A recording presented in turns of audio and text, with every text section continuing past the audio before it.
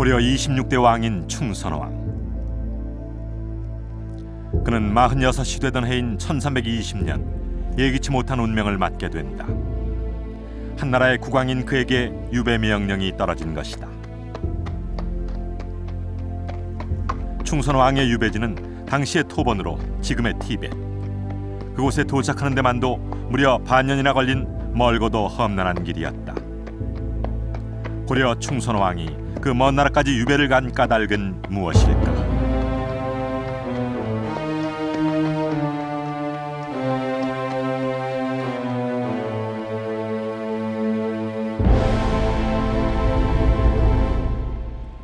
고려 26대 왕인 충선왕. 공민왕이나 혹은 조선시대의 여러 왕들처럼 우리에게 잘 알려진 인물은 아니죠. 그런데 그는 우리 역사상 어느 왕보다도 파란만장한 삶을 살았던 왕입니다. 먼 이국 땅 티벳까지 유배를 갔다는 사실만으로도 그의 삶이 순탄치 않았을 것이라는 것을 짐작해 볼 수가 있을 것입니다. 티벳이라면 바로 여기, 아시아 대륙의 서쪽 끝이죠. 지도상으로만 봐도 상당히 먼 거리라는 걸 알 수 있는데요.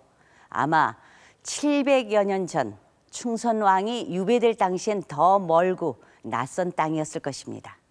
그런데 한 나라의 왕이었던 그가 왜 그 먼 곳까지 유배를 가게 된 것일까요? 우선 충선왕이 갔다는 유배지 티벳으로 가보겠습니다.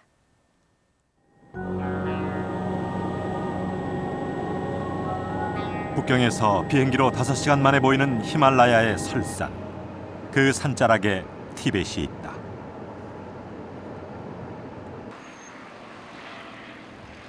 티벳에서 가장 큰 도시인 수도 라싸. 이미 9세기 티벳의 수도였던 이곳은 역사적으로 티벳 정치의 중심지이자 종교의 중심지이다.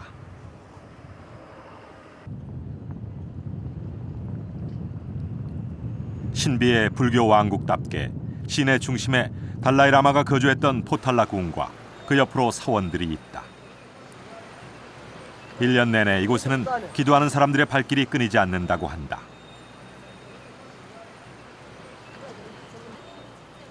이들에게 신에 대한 믿음은 곧 삶이다.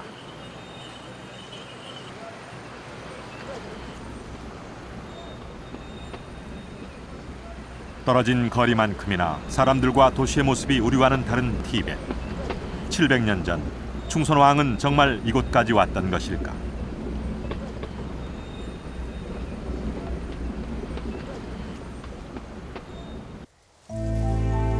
고려사에는 충선왕이 유배올 당시의 심경이 자세히 묘사돼 있다.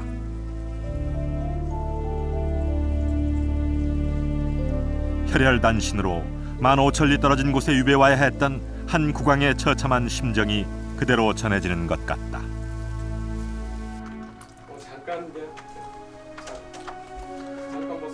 그렇다면 충선왕은 티벳의 어느 지역으로 유배를 간 걸까?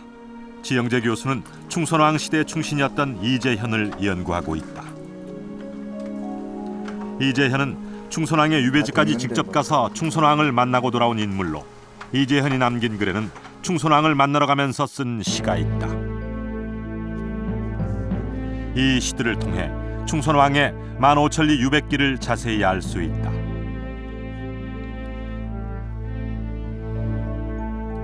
이재현의 시에 등장하는 첫 지명은 탁군이다. 시귀에는 태양 산맥과 닿으니 산등성은 오른팔이요 하북성은 목덜미라고 지리적인 위치를 상세히 적고 있다.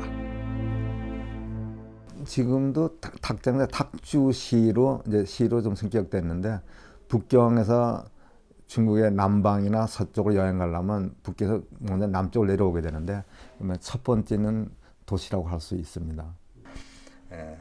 탁주를 지난 뒤 거쳐갔던 경유지들도 시를 통해 확인이 가능하다. 북경.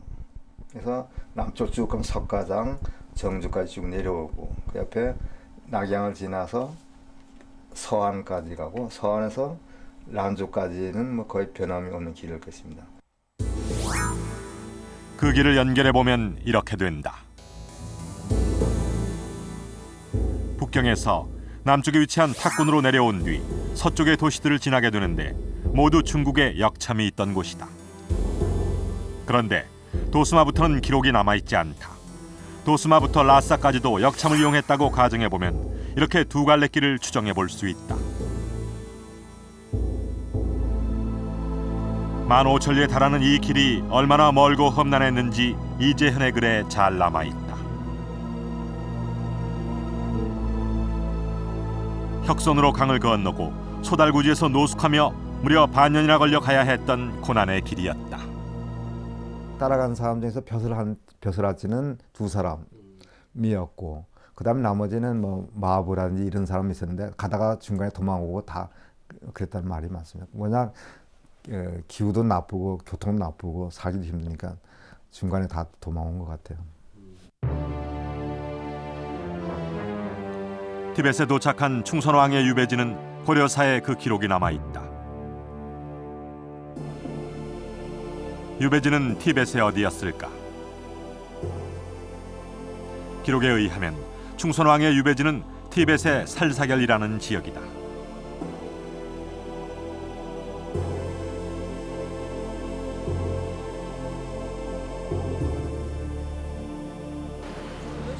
살사결은 중국식 발음으로 사스. 사스라는 지역을 알고 있는지 사람들에게 물어보기로 했다.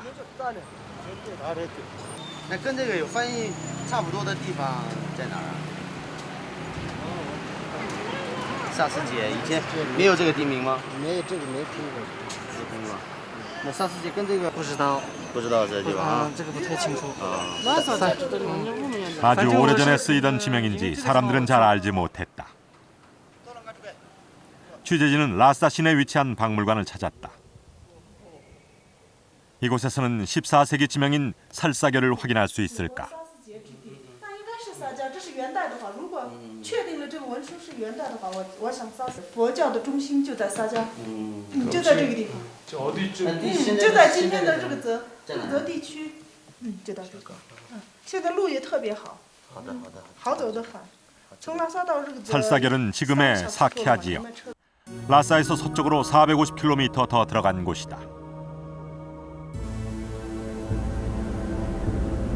티벳의 수도인 라싸까지만 해도 먼 곳인데 그곳에서 서쪽으로 더 깊숙이 들어갈 만큼 유배지는 멀고 외진 곳이었다.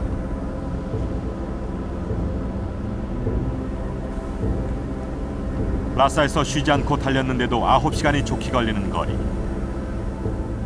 오전에 출발했는데 사케아에 도착하니 석양이 지고 있었다.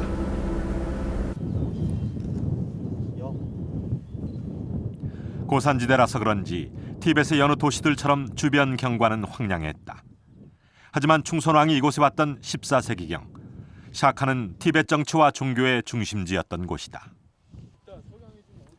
티벳의 4개의 종파 중 하나인 사케아파는 13, 14세기 티벳뿐만 아니라 중국 황실과 한반도에까지 영향을 미칠 정도로 번성했었다.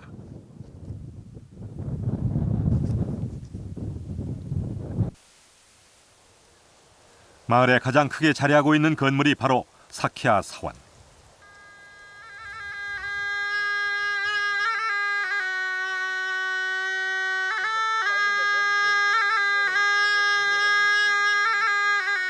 (13세기에) 지어진 오랜 역사를 가진 사원이다. 충선왕, 그가 머물렀던 곳도 바로 이 사케아 사원일 것으로 추정하고 있다.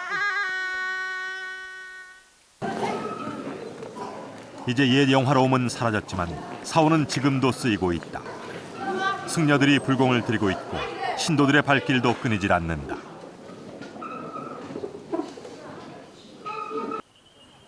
(1320년) 충선왕은 정말 이곳에서 유배 생활을 했을까? 혹시 충선왕에 관한 흔적이 남아있는지 확인해 보기로 했다.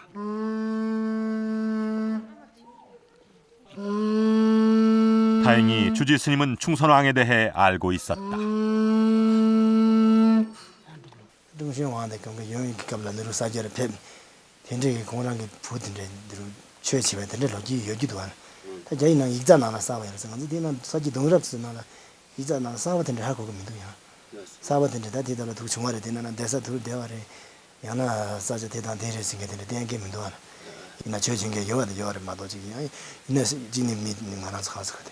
嘛，写少通的，等着写给来了，老几通的，直接把过来，现在等你看是永远搞不定的， 연차하고 갑인데 야든지 제시라 용게들이 재밌는 게도 저들이 신경 중요했을 요아래 旅馆肯定就是，所以就是那个中宣王就这个位置。 충선왕이 기거했을 것으로 추정되는 건물이다. 이곳 역시 13세기에 지어져 지금까지 쓰이고 있는 오래된 건물이다. 지금 일단 티벳 말을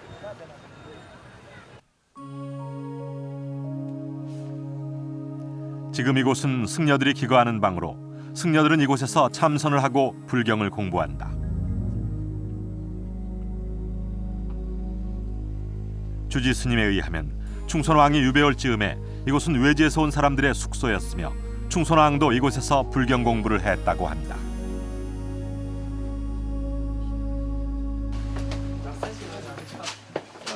주지 스님은 당시 충선왕의 모습을 짐작해 볼 수 있는 귀중한 유물이 있다며 취재진을 안내했다.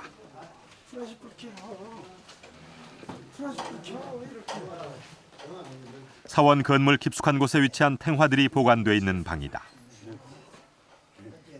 오랜 역사를 자랑하는 사원답게 국보급 탱화가 방 하나를 가득 채우고 있다.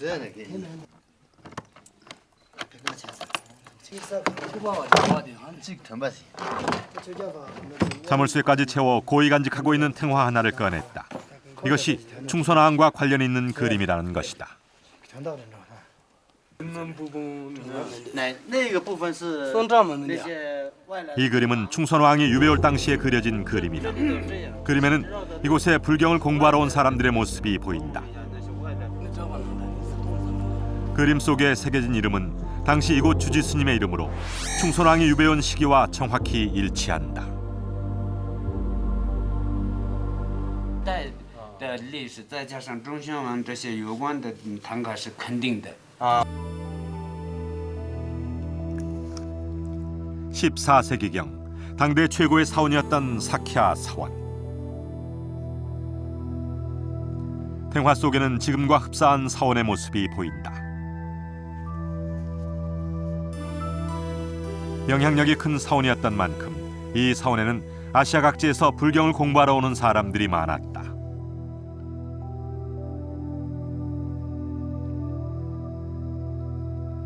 그리고 그 중에 충선왕이 있었다. 반년이 훨씬 넘는 갖은 고생 끝에 도착한 티벳 사키아 사원. 그림 속에 보이는 원의 제후복장을 한 인물을 충선왕으로 추정하고 있다. 마치 요새와도 같은 회색빛의 사키아 사원. 700여 년 전 충선왕은 이곳에서 외롭고도 적막한 유배 생활을 불경 공부를 하며 달랬던 것이다. 그가 이곳에서 보낸 시간은 3년에 가까운 시간이었다.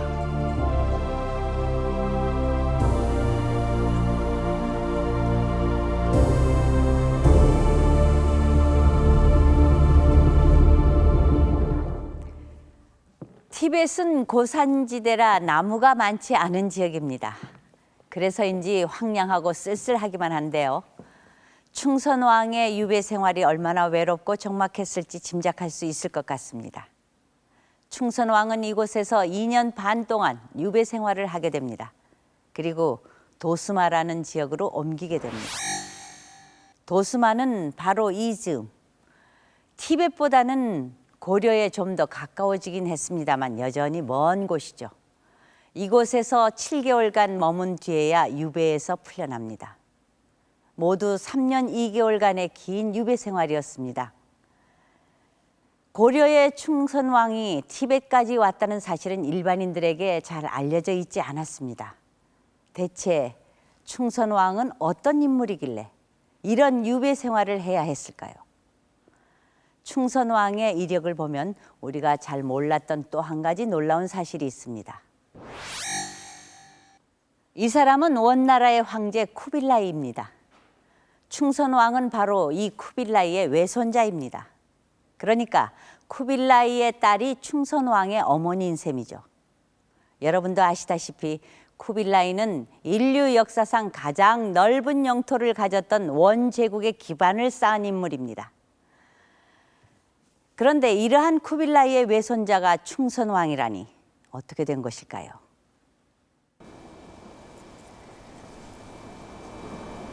그 의문을 풀기 위해선 고려의 대몽 항쟁기로 거슬러 올라가야 한다.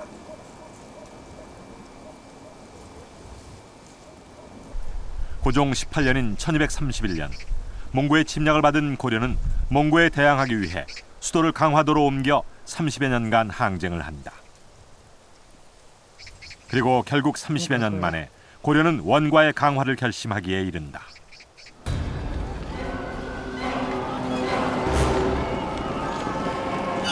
그 이유는 몽고군의 침략으로 본토가 초토화되어 더 이상 버틸 수가 없었기 때문이다. 여기에 때마침 원나라의 강화 조건이 완화됐다.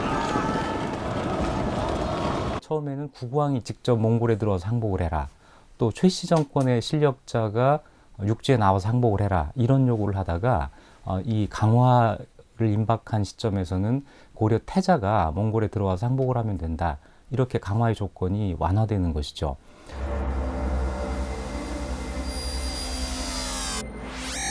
원나라의 강화 조건이 완화된 데에는 이유가 있었다. 당시 남송 정복을 꾀하던 원나라는 남송과의 치열한 전쟁을 벌이고 있었다.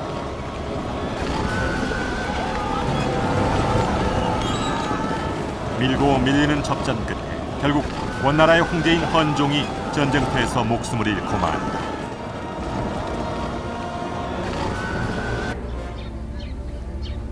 황제의 갑작스런 죽음으로 원나라 황실은 혼란에 빠지게 된다.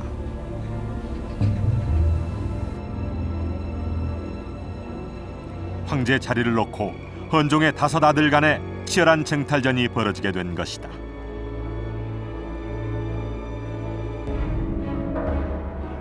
그중 황제 쟁탈전에 나선 아들은 둘째인 쿠빌라이와 막내인 에릭 부케다. 당시 에릭 부케는 수도 카라쿠룸에 있었고 쿠빌라이는 전쟁터에 나가 있었다.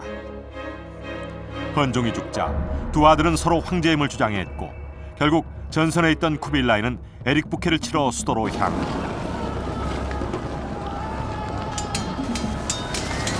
두 세력 간의 싸움은 치열했다. 4년간의 밀고 밀리는 힘겨운 줄다리기가 계속되고 있었다. 이즈음 강화를 위해 원나라로 향하던 고려 태자는 쿠빌라이와 에릭 부케 중 누구를 만나야 할지 고민에 빠지게 된다.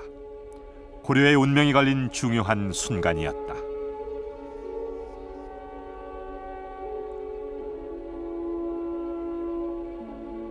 고심 끝에 고려 태자가 선택한 상대는 쿠빌라이였다. 그것은 훗날 고려에게 행운을 가져다주는 현명한 선택이었다. 치열한 권력 다툼을 하고 있던 쿠빌라이로서는 고려 태자의 방문은 천군만마를 얻은 심정이었을 것이다. 고려는 말리나 떨어져 있는 먼 나라요.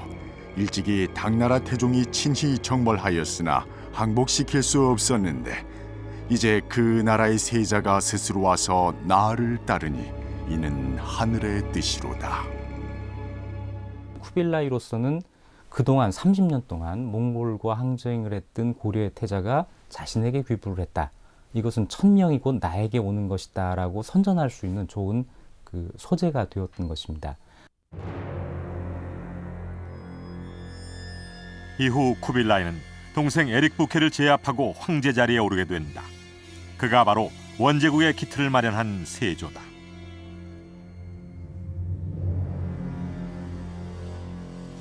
황제가 된 쿠빌라이는 고려의 우호적이었으며 강화는 고려에 유리하게 이루어졌다. 그중 하나가 고려를 원의 직할령으로 복속하지 않고 하나의 독립된 나라로 인정하는 것이다. 뿐만 아니라 고려의 의관을 비롯한 다른 풍속들도 고려 것을 그대로 유지하도록 한다. 원나라의 침략을 받았던 나라들과 전혀 다른 조건이었다. 고려 태자가 원에 있는 동안 고려 고종이 죽자 쿠빌라이는 세자를 왕으로 책봉해 고려로 돌려보낸다. 그가 바로 원종이다. 고려 태자가 몽골에 가 있는 동안 고려에서 국왕 고종이 사망합니다. 그렇게 되니까 몽골에서는 이 태자를 고려 국왕에 책봉을 하고 고려로 귀국을 하도록 하는데 이 사건은 고려로 하여금 몽골이 조공책봉 관계를 받아들였다고 하는 것을 보여주는 대단히 상징적인 것으로 받아들여지게 됩니다. 고려로 돌아온 원종은 그로부터 11년 뒤 원나라에 한 가지 제안을 하게 된다. 고려 태자와 원공주 간의 혼인을 맺자는 것이다. 원종은 왜 이런 제안을 했을까? 원종의 입장에서는 이 혼인을 통해서 몽골 황실의 지지를 이끌어내려고 했던 것으로 보입니다. 그렇게 함으로써 왕실을 위협하는 이면과 같은 그런 재항전 세력으로부터 왕실을 보호하고, 또 한 가지 더욱 중요한 것은 몽골과 강화 정책을 계속 유지함으로써 고려 국가의 유지를 보장받으려고 했던 것입니다. 이로써 원종의 아들인 충렬왕과 쿠빌라이의 딸인 제국공주가 결혼을 하게 되고,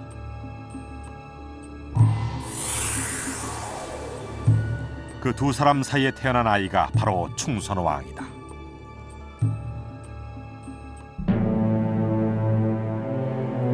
고려 왕실의 후계자이자 원나라 쿠빌라이의 외손자로 태어난 충선왕.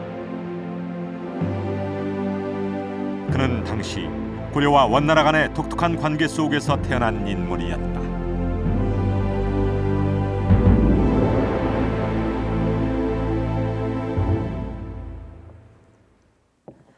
고려와 원과의 관계는 당시 원의 대외 정책에 있어서 유례가 없는 것이었습니다. 원은 전 아시아를 비롯해 유럽의 일부 지역까지 점령했는데요. 원의 침략을 받은 나라는 이렇게 멸망해 그 이름마저 사라지게 됩니다. 그런데 여기 고려만은 원과 분명한 국경선이 그어져 있습니다. 당시 원나라의 위세를 봤을 때 이건 예외적이고도 특별한 경우인데요. 이럴 수 있었던 중요한 요인 중 하나는 다른 나라에서는 찾아볼 수 없는 고려가 원의 부마국이 되었다는 사실입니다. 부마국은 잘 아시다시피 고려가 혼인관계를 통해 원과 맺어진 특별한 지위였습니다. 바로 이러한 고려와 원의 혼인관계에서 태어난 첫 인물이 충선왕입니다. 출생 과정부터 독특했던 충선왕은 왕위에 오르는 과정도 남달랐습니다. 대개의 경우 선왕이 세상을 뜨거나 병을 앓아서 정사를 돌볼 수 없을 때 세자가 왕위에 오르는 것이 일반적인 관례인데, 충선왕은 아버지 충렬왕이 예순이 되던 해 아버지에게서 왕위를 물려받습니다. 아버지 충렬왕은 목숨이 위태롭지도 건강이 나쁘지도 않았습니다. 그런데 충선왕이 왕위를 물려받게 된 이유는 무엇일까요?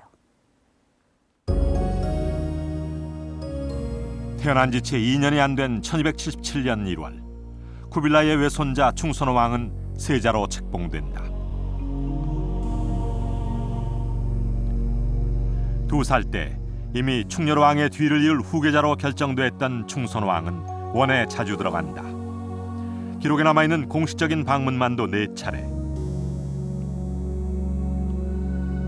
4살에 2번, 10살에 1번, 그리고 15살에 1번이었다. 어린 시절부터 원에 자주 드나들며 새로운 문물을 보고 견문을 넓혔던 것이다.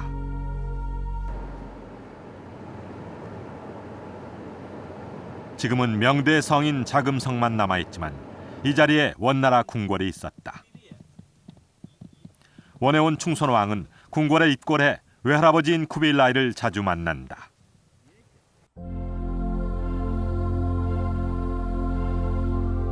당시 충선왕과 쿠빌라이에 관한 일화 중에 충선왕의 면모를 엿볼 수 있는 일화가 있다.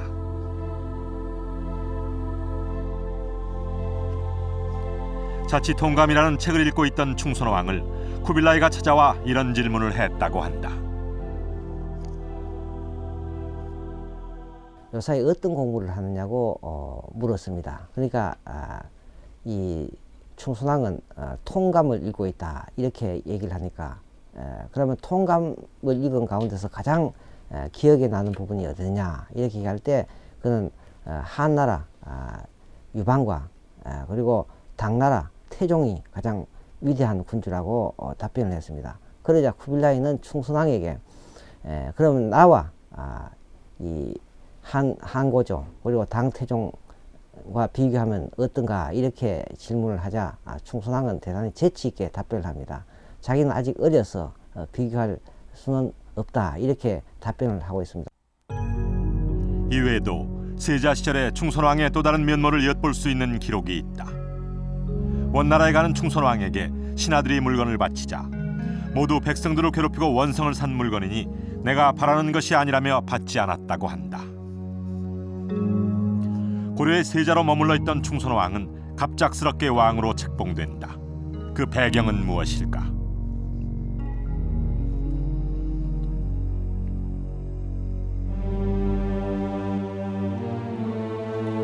고려사 자료에 보면 충선왕이 아직 세자이던 시절 원나라에서는 의동 3사 상주국 고려국왕 세자 영도첨의사사라는 자규를 준다. 이는 국정을 관장할 수 있는 권한이었다. 자규를 받고 고려로 돌아온 충선왕은 직접 국정에 참여한다. 세자가 도검의사에 나아가 일을 보았으며 이를 보고 처소로 돌아온 세자에게 백관이 할애했다는 기록이다. 세자 신분이지만 왕의 버금가는 권한을 행사한 것이다. 충렬왕을 제쳐두고 새로운 자신의 상대역으로 충선왕을 선택을 했습니다. 그래서 충선왕에게 모든 권한을 주어 고려에 귀국하게 했고 고려에 귀국한 충선왕은 원의 성종을 등에 업고 고려에서 실질적인 권력을 행사합니다. 과연 충렬왕은 왜 원나라에 머물렀던 세자에게 이렇게 갑자기 밀려나게 된 것일까? 경남 마산시 합정동, 이곳에 충렬왕 당시의 유적이 남아있다. 몽고정은 몽고군, 즉 원나라 군사들이 썼던 우물로 충렬왕 때 판 것이다.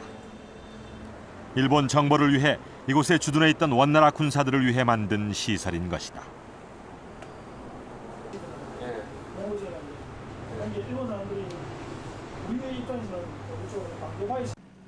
몽고정 근처의 야산에도 원과 관련된 유적이 있다.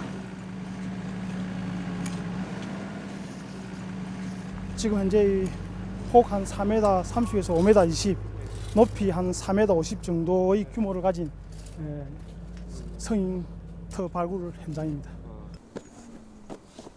발굴이 한창인 이 성터는 정동행성이다. 정동행성은 원이 일본 정벌을 위해 고려에 설치했던 기관으로 이곳에서 대규모의 군대가 일본으로 파견됐다.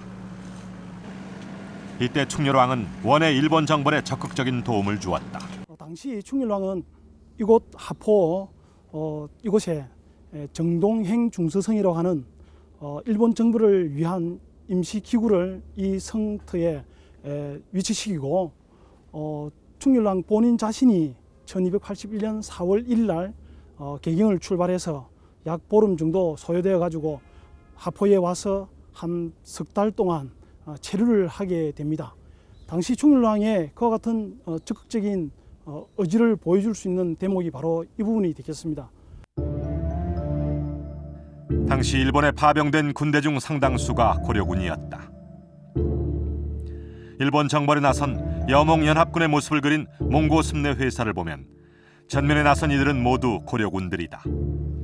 고려군이 주력군이 돼 전투에 참여하고 있음을 알 수 있다. 비록 태풍으로 인해 여몽연합군은 큰 피해를 입고 물러나지만 충렬왕이 이렇게 원의 일본 정벌을 적극적으로 지원한 데에는 이유가 있다.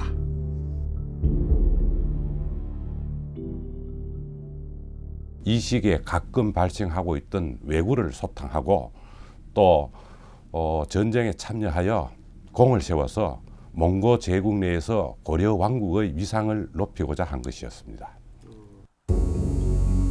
이후 고려 내정 간섭을 위해 파견됐던 원나라 관리 다루가치가 철수했다.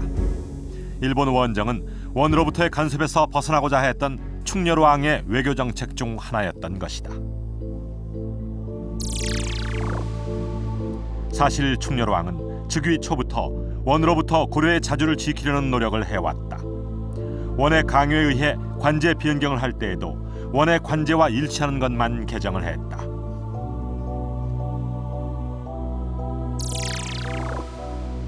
그리고 고려에만 독자적으로 존재하던 관제는 바꾸지 않고 그대로 유지하는데 도병마사, 식목도감, 국사 같은 것이 그 예다. 이러한 충렬왕은 일본 원정 이후 더욱 강한 요구 조건을 원에 제시한다. 원이 군사기지로 쓰고 있던 탐나를 돌려줄 것과 전쟁 때 잡혀간 고려 백성을 돌려보내라는 4가지의 요구 조건이다. 이에 원나라 성종은 4번째 요구사항을 제외한 3가지를 들어준다. 그러나 그로부터 7개월 뒤 원은 그 약속을 일방적으로 깨버린다.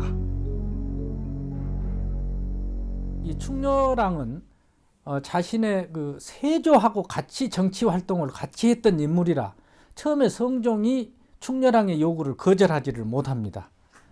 그러나 결국 성종의 입장에서는 충렬왕의 강력한 왕권 구축이라는 것은 원에서 바람직한 바가 아니고 이미 충렬왕이 자신의 통제를 벗어난다고 판단한 성종은 이를 그대로 방치할 수가 없었던 것입니다. 그래서 이러한 배경 속에 원은 충렬왕을 밀어내기 위해 세자했던 충선왕에게 막강한 권한을 주었던 것이고 결국 충렬왕은 스스로 물러나게 된다.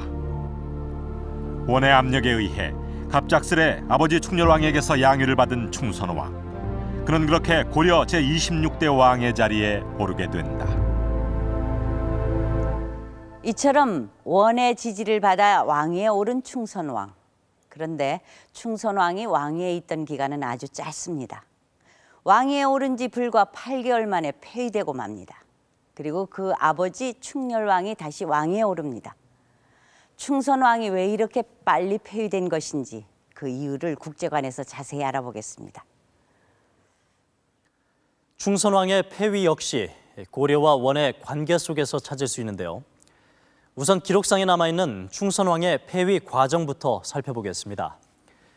충선왕 폐위 즈음 고려 조정에는 큰 사건이 터집니다. 일명 조비무고 사건입니다. 지금 제 옆에 충선왕과 2명의 여인이 있습니다. 한 명은 후궁인 조비고 또 한 명은 원에서 온 개국공주입니다. 이 중 충선왕의 정실 부인은 원나라 공주인 개국공주입니다. 하지만 충선왕이 사랑한 여인은 고려 여인인 조비였습니다. 조비는 충선왕이 개국공주와 결혼하기 전에 이미 부부의 연을 맺은 충선왕에게는 첫 여인입니다. 이에 앙심을 품은 개국공주는 원나라 황실에 서신을 보냅니다. 왕이 황실의 명령에 복종하지 않고 조비가 자신을 저주하게 만들어 충선왕의 사랑이 조비에게 있으니 조비를 잡아 벌주라는 것이었습니다. 그러자 원에서는 조비 가족을 감옥에 가두고 충선왕과 개국공주를 원 황실로 불러들입니다. 이 웃지 못할 사건으로 충선왕은 폐위되고 맙니다. 그럼 단지 공주의 시기 때문에 충선왕이 폐위된 것일까요? 그렇지 않습니다. 이건 단지 표면적인 이유고 충선왕을 폐위시키기 위한 빌미일 뿐입니다. 진짜 이유는 충선왕과 원 황실 간의 힘겨루기 과정에서 찾아볼 수 있습니다. 충선왕은 즉위하자마자 여러 가지 개혁적인 정책들을 내놓는데요. 그중 하나가 원나라와의 관계에서 부당하게 이득을 취하는 자들을 과감히 제거하는 것이었습니다. 몽고라를 익혀 관직에 오르거나 고려와 원 황실 간의 연락망으로 권력을 얻은 환관들, 그리고 응방에서 일하는 관원들이 그 대상입니다. 응방은 원의 간섭을 받으면서부터 생긴 기관으로 원의 조공으로 바칠 매를 사육하던 기관입니다. 당시 원과 관련되어 있다는 이유만으로 응방의 위세는 대단했고 부패도 심했습니다. 당시 기록을 보면 응방의 매들은 금은포를 먹나 보다라는 말이 나올 정도였는데요. 충선왕은 이들이 받는 증여물을 일절 금했습니다. 이러한 원과의 관계를 통해 권력을 얻은 부원 세력 대신 충선왕은 고려 4대 부들을 새로이 중용합니다. 그리고 관제도 과감히 바꿔버립니다. 이 정도만으로도 충선왕의 정책이 원나라에 어떻게 받아들여졌을지 미루어 짐작이 될 텐데요. 전문가의 의견을 들어보겠습니다. 원에서 볼 때 이것이 또 다른 정치적 혼란이었다고 하는 점입니다. 무엇보다도 이러한 그 정치적인 격동이 원과 사전 협의가 없이 고려에서 독자적으로 이루어졌다고 하는 점이 원을 상당히 불안하게 만들었던 것 같습니다. 또 한 가지는 그 충선왕에 의해서 배제되었던 충렬왕과 충렬왕 측근 세력이 아주 치열한 그 반대 공작이 또 있었을 것입니다. 예를 들어서 조비무고 사건 같은 그런 그 충선왕에 대한 일종의 음해 같은 것이 이때 아주 빈발했던 것이죠.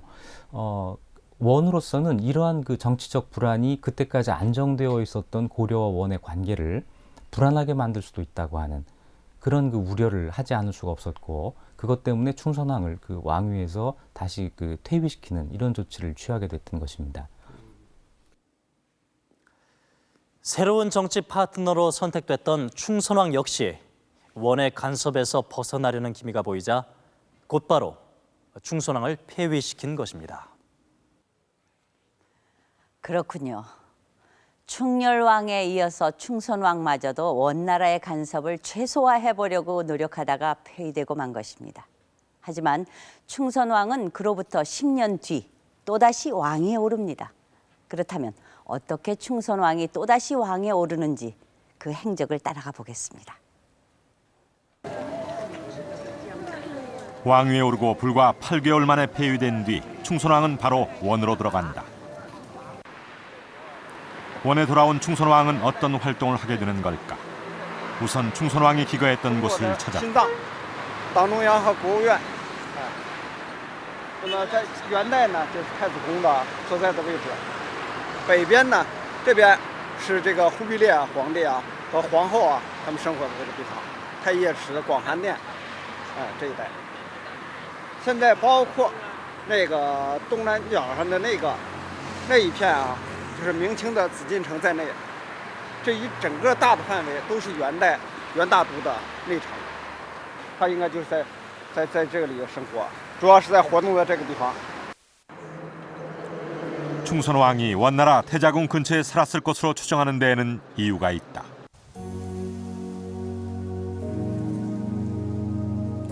원에 들어온 충선왕은 훗날 원나라 황제가 되는 무종 인종 형제의 선생님이자 인척관계였다.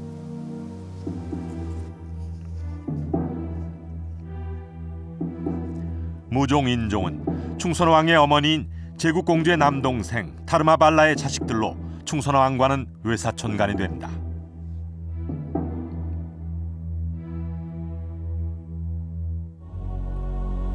충선왕과 무종 인종 형제가 얼마나 가까이 지냈는지는 이재현의 글을 통해 알 수 있다. 황제가 되기 전 당시 태자의 신분이었던 무종 인종과 같이 기거하며 밤낮으로 떠나지 않을 정도로 그 친밀함이 남달랐다고 한다.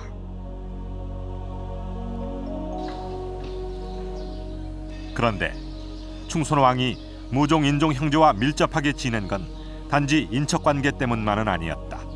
충선왕에게는 또 다른 생각이 있었다. 그냥 원도에서 개인적인 생활을 유지했다기보다는 상당히 정치적 지위를 회복하기 위한 여러 가지 활동들을 벌였는데 그 가운데 소위 그 무종인종과 함께 한 집에 살면서 상당히 그 형제같이 지냈다라고 하는 그런 기록들을 보면 그게 그때 가서 갑자기 생겼던 것은 아니고 이미 폐위된 이후 충선왕이 그 무종인조 황실 가운데서도 그 계층의 인물들하고 교류하는데 심혈을 기울였지 않았는가 이렇게. 이러한 충선왕의 활동을 엿볼 수 있는 일화가 원 궁궐 근처에 있던 큰 연못 옥연담에도 전해지고 있다. 원의 고위 간직을 가진 이가 충선왕을 위해 이곳에서 연회를 베풀었다는 것이다.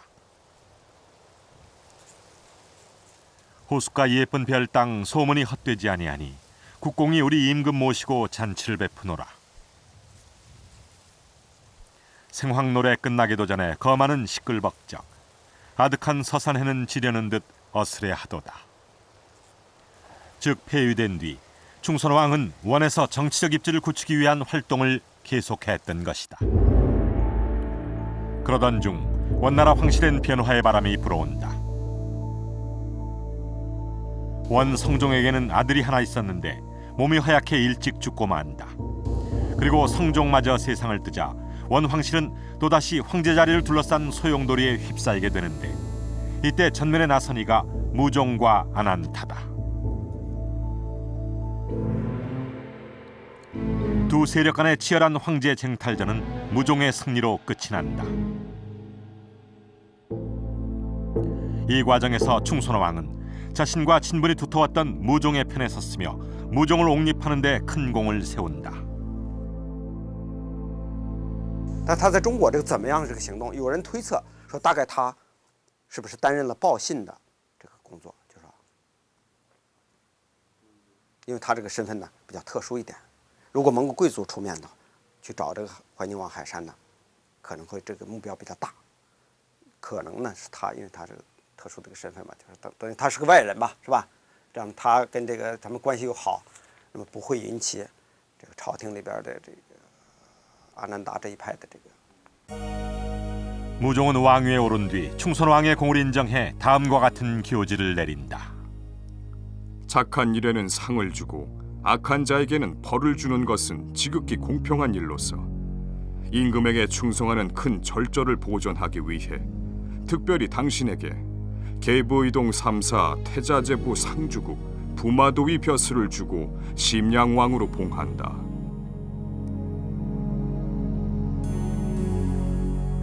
여기에서 주목할 것은 충선왕이 심양왕에 봉해졌다는 것이다. 심양은 대몽 항쟁기 때 몽고에 투항한 고려 사람들이 건너가 살던 땅으로 원나라 땅이지만 고려 사람이 많이 살고 있었다. 원은 이 지역을 효과적으로 통치하기 위해 충선왕을 왕으로 임명한 것이다. 그리고 그로부터 2개월 뒤 고려 충렬왕이 죽자 고려 국왕에 봉한다. 심양왕에 이어 다시 고려 왕위에까지 오른 충선왕. 이는 원에서의 충선왕의 정치적인 입지가 어떠했는지를 보여주는 것이었다. 他同时拥有2个王位，这样的贵族很少，在元朝，所以我想他的地位啊，大概在虽然就没有这史料描述他这个情况，但我推测在武宗这个一朝，他在朝廷里边应该是少数啊，这个地位最高的人。 그런데 왕위에 오른 충선왕은 고려에 단 1년간 머문 뒤 다시 원으로 돌아간다. 왕이 고려에 머물지 않고 교지를 통해 고려를 통치하는 역사상 유례 없는 이른바 전지정치가 시행된다.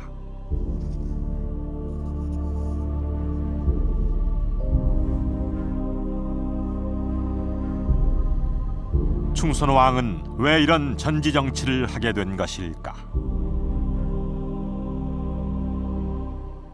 우종이 즉위하고 나서 충선왕이 곧이어서 고려국왕으로 즉위하게 되면서부터 결과적으로 충선왕의 어떤 정치적인 입지는 원나라의 전국 변동과 밀접한 관련을 갖고 있습니다. 결과적으로 충선왕은 원나라에 계속 머물면서 원의 전국에 깊숙이 관여하면서 자신의 국왕으로서의 지위를 확보하는 동시에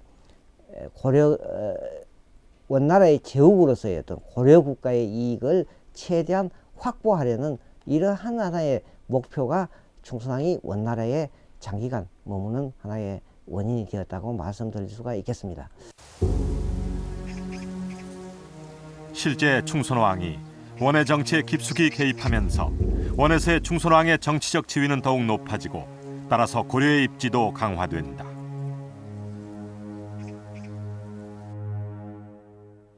그 한 예가 고려 심왕 시서다. 이 시는 원나라 학자인 요수가 지은 것으로 충선왕이 심양왕에서 심왕으로 승격되었음을 축하하며 지은 것이다. 그리고 그로 인해 정치체제, 관료 임명, 상벌 등 여러 부문에서 고려 왕조의 독자성이 더욱 강화되었다고 적고 있다. 실제 이 시기 고려사 기록들을 분석해보면 전왕에 비해 원의 고려 간섭이 현저히 줄었음을 알 수 있다. 충선왕이 원의 실력자로서 권력을 회복하고 고려 왕으로 복위한 다음에는 고려원 관계에서 상당한 변화가 일어납니다. 일단 그 원의 사신이 고려에 와서 내정을 간섭하려고 시도하는 이런 일이 그 충선왕이 복위한 다음에는 일어나지 않습니다. 원에서 각종 물자를 요구하는 것도 충렬왕 때에 비해서는 현저하게 줄어듭니다. 이렇게 원의 간섭이 줄어들게 되자 충선왕은 고려 사회 전반에 걸쳐 개혁을 단행한다. 그중 하나가 각연법으로 일종의 소금 전매제다. 소금 매매를 국가가 전적으로 관장해 바닥이 나 있던 국가 재정을 튼튼히 하기 위한 것이다. 이외에도 세도가들에 의해 마음대로 매겨졌던 조세를 균등히 하기 위해 토지 조사를 실시하고 초야에 묻혀있던 인재를 등용하겠다는 교서를 내린다. 백성을 안정시키고 나라를 튼튼히 하기 위한 조치들이었다. 그러나 그의 정책에는 한계가 있었다. 전지 정치가 갖고 있는 가장 큰 한계는 충선왕이 직접 고려 국정에 개입하지 않고 자신의 측근을 통해서 개혁을 시도하려고 했던 점입니다. 그렇기 때문에 바로 이 측근 세력들의 어떤 도덕성, 이 개혁의 성패를 좌우하는 그러한 결과를 낳게 됩니다. 그리고 결과적으로 충선왕의 측근 세력들은 도덕적으로 상당히 부패하고 실질적으로 개혁에 관여하면서부터 자기들의 경제적인 정치적인 이득을 챙기면서부터 결과적으로 충선왕의 개혁은 자신의 의도대로 실행되지 못하게 됩니다. 이것이 바로 전지 정치의 한계라고 말씀드릴 수가 있겠습니다. 원에 머물면서 교지로 고려를 통치했던 충선왕. 분명한 한계가 있었던 것은 사실이지만 그러나 원의 간섭으로부터 벗어나 고려의 자주성을 찾고자 했던 충선왕의 고육지책이었다.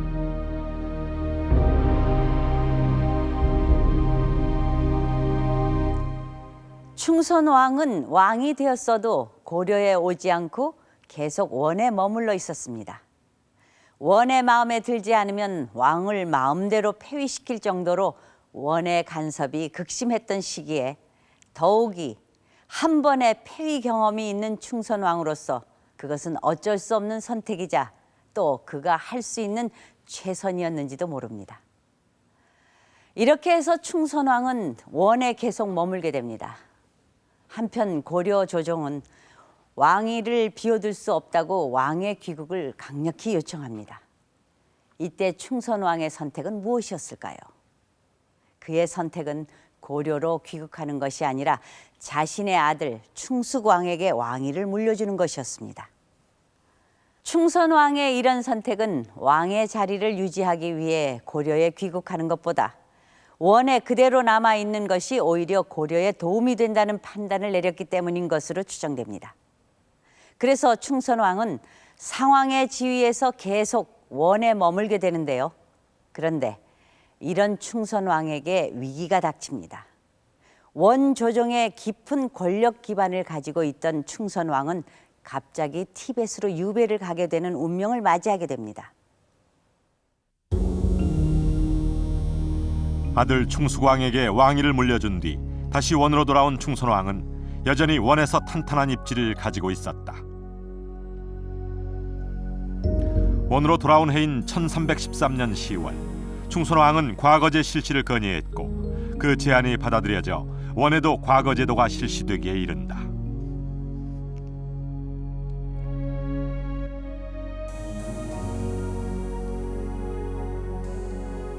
뿐만 아니라 원나라 인종은 충선왕에게 우승상을 제의한다. 우승상은 황태자가 겸임하는 관직으로 우승상이 된다는 것은 원조종에서 황제와 황태자 다음으로 높은 서열에 오르는 것이다. 그러나 충선왕은 이 제안을 거절하고 만권당을 짓는다.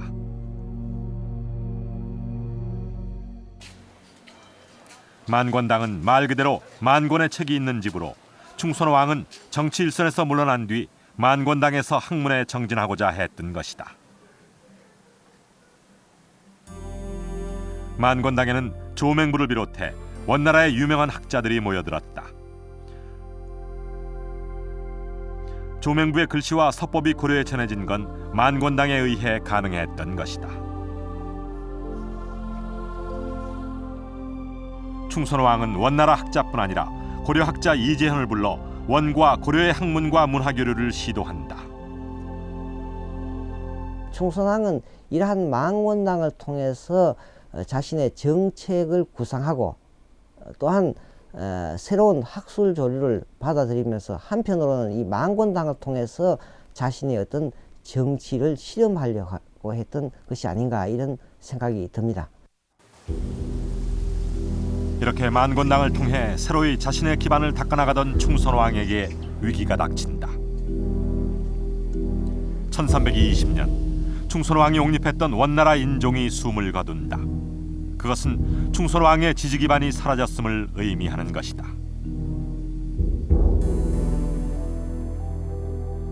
원 황실에서는 또다시 황제 자리를 놓고 분열과 갈등이 생긴다. 무종은 동생인 인종에게 왕위를 주는 대신 인종이 세상을 뜨면 자신의 아들을 왕위에 올리기로 약속을 했었다. 그런데 인종은 이 약속을 무시하고 자신의 아들에게 양위를 한다. 인종이 이 합의를 어깁니다. 그래서 인종이 죽은 다음에 인종의 아들인 영종이 황제가 됩니다. 여기에서 문종과 인종 연합 세력 내부에 균열이 생기게 되는데 이때 그 충선왕의 정치적인 향배가 대단히 난처해지게 됐던 것이죠. 이때 충선왕은 무종의 편에 섰고 결국 인종의 아들 영종이 황제 자리에 오르면서 충선왕은 정치적 위기를 맞게 된다. 환관 임파엔토쿠스가 충선왕을 모함하는 사건이 터진다. 자신의 권력을 이용해 전답과 노비를 강탈하는 전횡을 휘둘렀던 그를 충선왕이 벌을 내리자 이에 앙심을 품은 임파엔타쿠스가 충선왕을 모함한 것이다. 앞뒤 정황을 살펴볼 때 임파엔토쿠스는 그 영종과 대립하고 있었던 다기테우나 테무데르 쪽의 인물로 보입니다. 그렇기 때문에 이 다기테우나 테무데르는 고려인 환관이었던 임파엔토쿠스를 움직여서 충선왕을 모함하게 하고 원나라 정쟁에 희생양이 된 충선왕은 이 소식을 듣고 급히 금산사로 피신을 한다.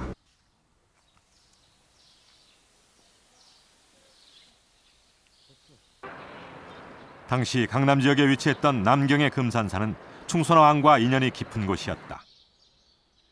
한때 불경 공부에 심취해 있던 충선왕은 이곳에 자주 와 불공을 드렸고 원을 대표해 이 절에 어향을 내리기도 했다.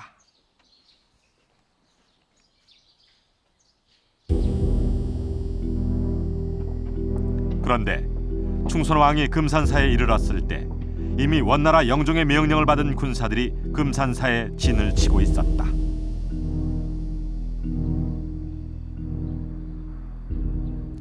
군사들에게 붙잡힌 충선왕은 다시 북경으로 끌려가 형부로 넘겨진다. 그리고 머리가 깎인 채 석불사에 안치된다. 지금은 흔적이 남아있지 않지만 옛 북경 지도를 보면 석불사는 피제호동이라는 곳에 있었다고 한다. 이 도로 어딘가에 석불사가 있었던 것이다.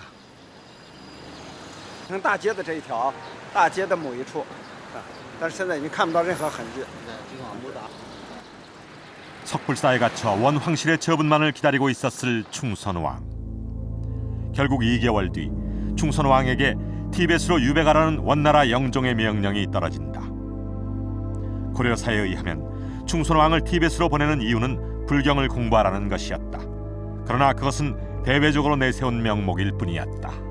불경을 공부한다고 하는 것은 단순한 명목에 그치는 것이고 실제로는 그 원 황실 안에서 일어난 아주 치열한 정쟁에 희생이 되었던 것이죠.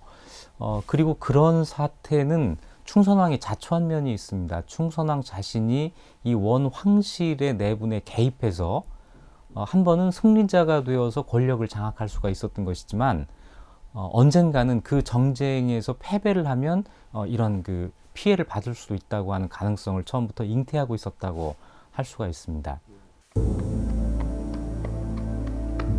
충선왕의 유배길은 초라했다.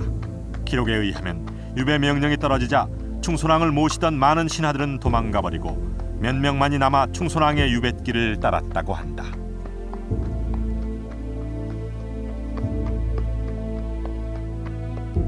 15,000리나 떨어진 곳으로 유배를 떠나는 충선왕의 유배길은 초라하고도 처참했다. 의지할 곳 하나 없는 낯선 땅 티벳에서의 유배 생활은 더더욱 외롭고 쓸쓸했을 것이다.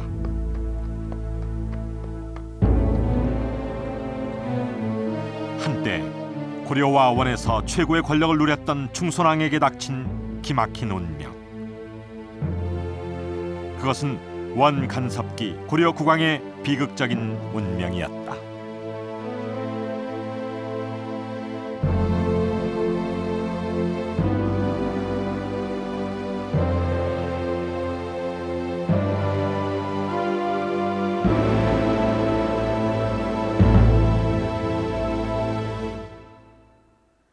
충선왕이 북경으로 돌아온 건 유배된 지 3년여 만이었습니다.